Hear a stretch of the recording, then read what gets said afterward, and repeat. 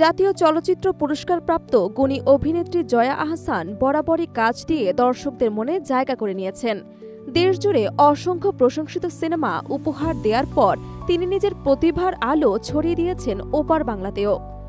পশ্চিমবঙ্গে অভিনয়ের মাধ্যমে অর্জন করেছেন দর্শকপ্রিয়তা, ভালোবাসা এবং একের পর এক সম্মাননা। বর্তমানে জয়া ব্যস্ত সময় পার করছেন কলকাতায় অর্ধাঙ্গিনী সিনেমার শুটিং নিয়ে। সেখান থেকেই এক সাক্ষাৎকারে নিজের কাজ এবং ব্যক্তিগত জীবন নিয়ে খোলামেলা আলোচনা করেন। ব্যক্তিগত জীবন নিয়ে প্রশ্ন এলে জয়া সাফ জানিয়ে দেন, তিনি চান না তার জীবন সংগ্রাম নিয়ে বাজার তৈরি হোক। তার ভাষায়, ব্যক্তিগত জীবন সংগ্রাম বিক্রি করা আমার পছন্দ নয়। আমি চাই মানুষ আমার কাজ দিয়ে আমাকে চিনে থাকুক এবং আমার সম্পর্কে জানুক।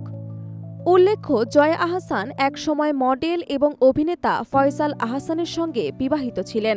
দীর্ঘ 14 বছরের সেই সংসার ভেঙে যায় 2012 সালে। এরপর আর তিনি বিয়ে করেননি। তবে এসব নিয়ে আলোচনা না করে বরং তিনি পেশাগত জীবনকে প্রাধান্য দেন। জয়া মনে করেন, একজন শিল্পীর আসল পরিচয় হচ্ছে তার কাজ। তিনি চান তার অভিনয়, চরিত্র নির্বাচনের গভীরতা এবং পরিশ্রমী হয়ে উঠুক দর্শকদের আলোচনার কেন্দ্রবিন্দু। এ কারণে কাজের বাইরে ব্যক্তিগত বিষয়ে কম কথা বলেন এই গুণী অভিনেত্রী।